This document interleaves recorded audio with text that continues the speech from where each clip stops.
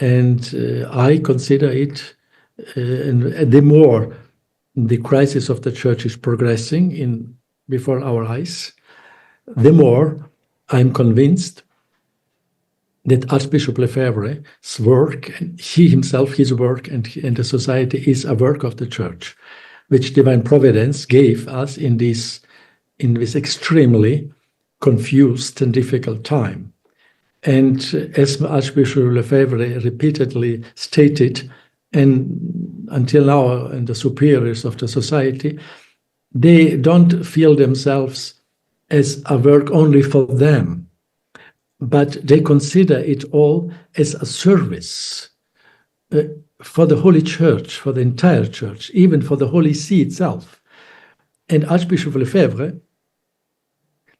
when he consecrated in 88 bishops, he said, now I am doing this for the popes, that the integrity of all what the Church, the Roman Church did, and the popes until the council even commanded strictly to observe the entire faith, the liturgy, the priestly formation exactly as the Church commanded it for centuries.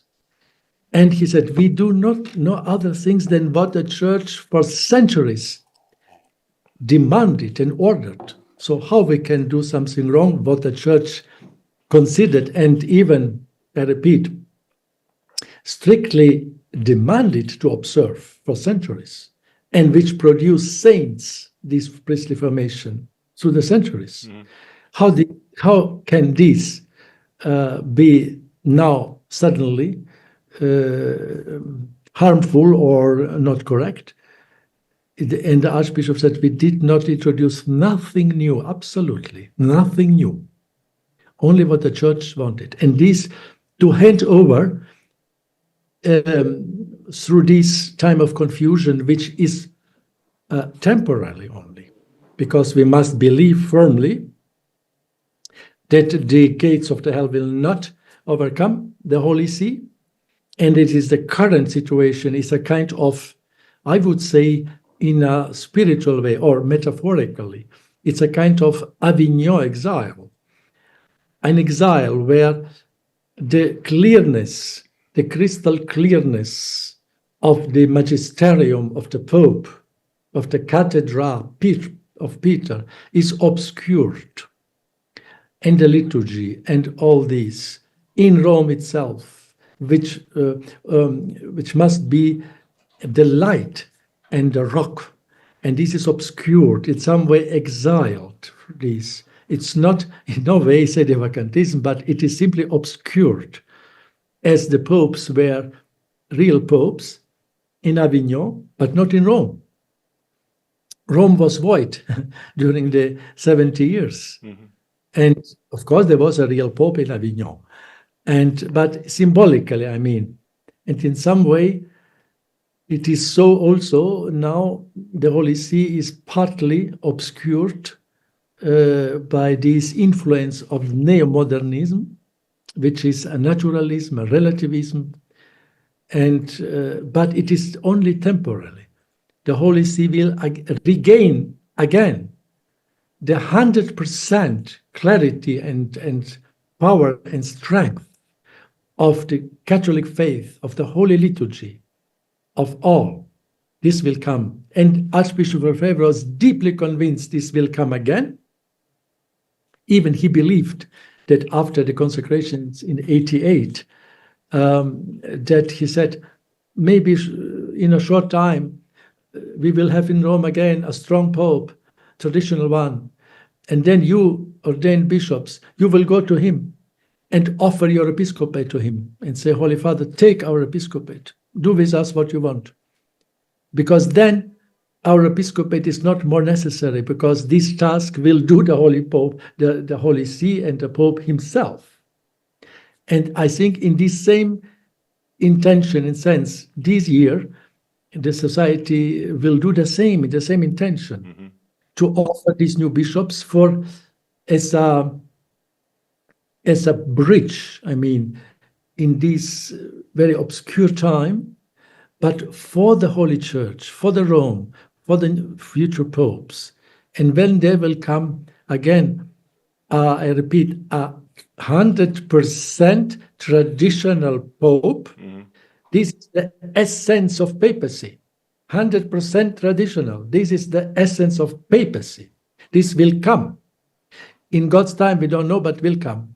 And so I assume those bishops who will be ordained in July in the society, when they will come in their life still, again, a clear 100% traditional pope, they will go to him and say, Holy Father, our episcopus is not more necessary.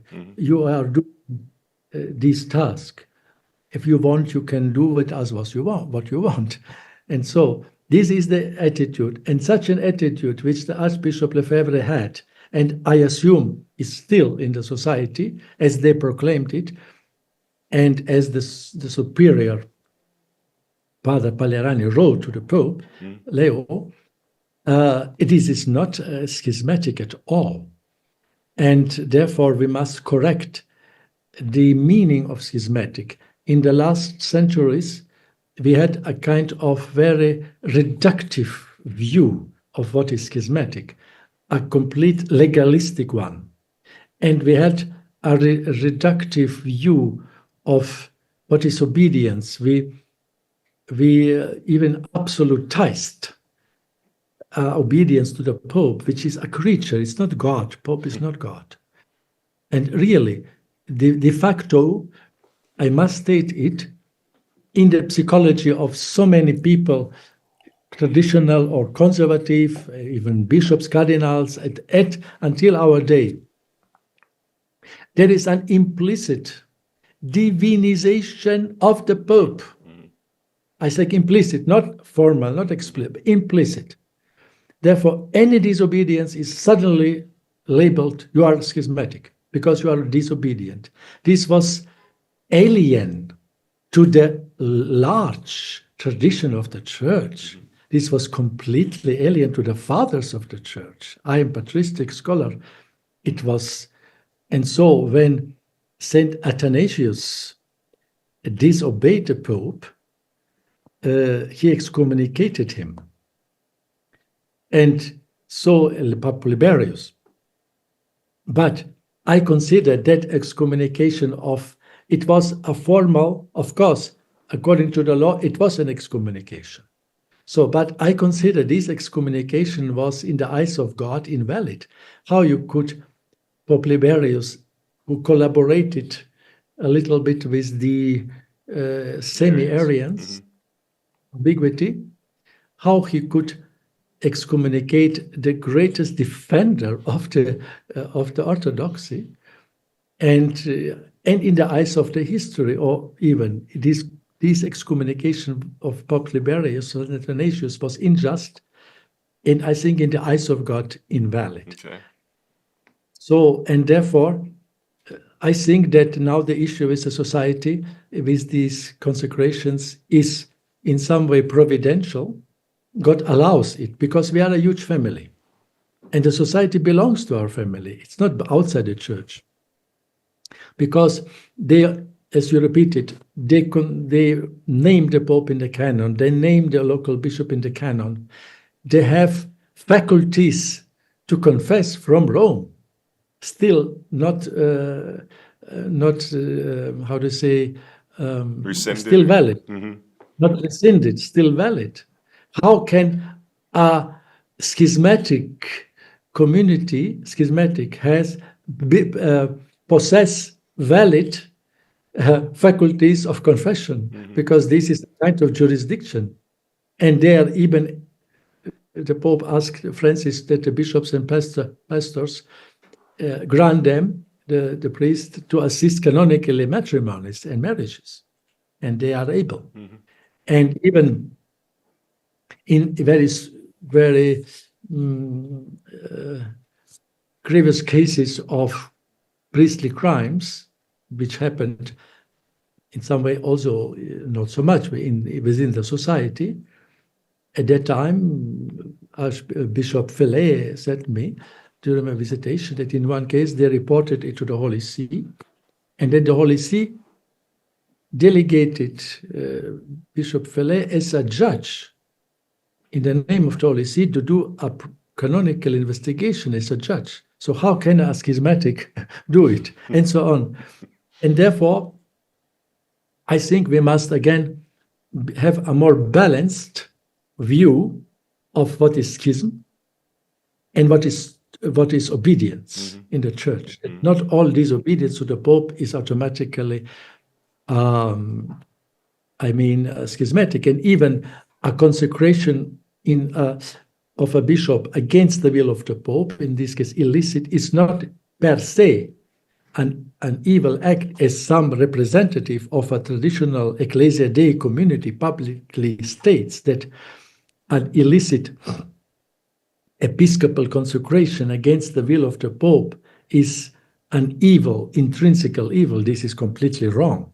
This was never taught in the great tradition of the Church. And for example, the servant of God, Cardinal Joseph Sleepy of the Greek Catholic Church, he is now recognized the title of heroic virtues, heroic virtues. And he, against the will of Pope Paul VI, he secretly ordained 3 bishops in Rome, knowing that Pope VI did not allow him it. And so in this case, the servant of God, Joseph Sleepy, committed an intrinsical evil and was automatically excommunicated. So, and therefore, I think we must return to the great and balanced view of the Church Fathers in the first millennium. And therefore, the intention of the society is clearly not schismatic, repeatedly, and they only do it as a service for the Church and for the papacy. And I think later the Church will be grateful and thankful to the society after this huge crisis. I want to ask you a question about intention, which recently you discussed with our friends at the Confraternity of Our Lady of Fatima. But before getting there, you say you're a patristic scholar. Of course you are. And I encourage you to answer a question that a lot of people, just regular pew people, struggle with. And that is that Archbishop Lefebvre and the Society of St. Pius X are renegades, that they're obstreperous, that they're doing